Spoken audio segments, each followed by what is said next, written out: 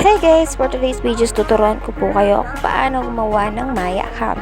Step by step po tayo. Punta lang po tayo dito sa Maya apps.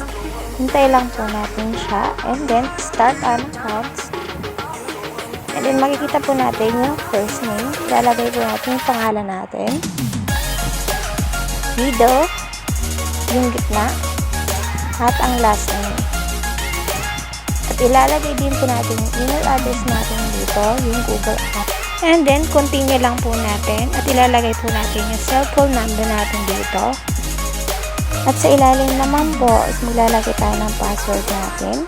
And then, continue. Then, next po is save. Tapos dito naman po ay may marireceive tayo na OTP or code. At ilalagay po natin dyan yung number na yon, 6 na number, and then verify. And mapunta na po tayo dito sa ating account. Go home lang po natin siya. Ayan. Ayan, nandiyan na po tayo sa home niya. Siyempre, hindi pa po tayo natatapos dyan. Click lang po natin yung back sa ilalim.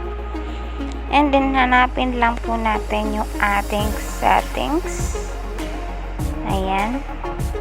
Click lang po natin. And then, show my name.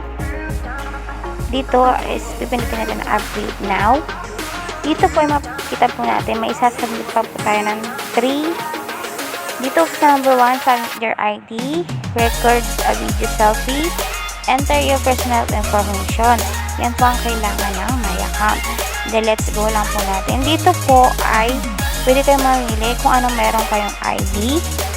Ayan, meron nga po Philippine National ID. Pwede po yung temporary ID, Phil ID, Philippine Drivers, at iba pa. Then, lagay lang po natin yung Philippines ID. Continue. Ayan, dito nga po kung paano po mag-take ng picture.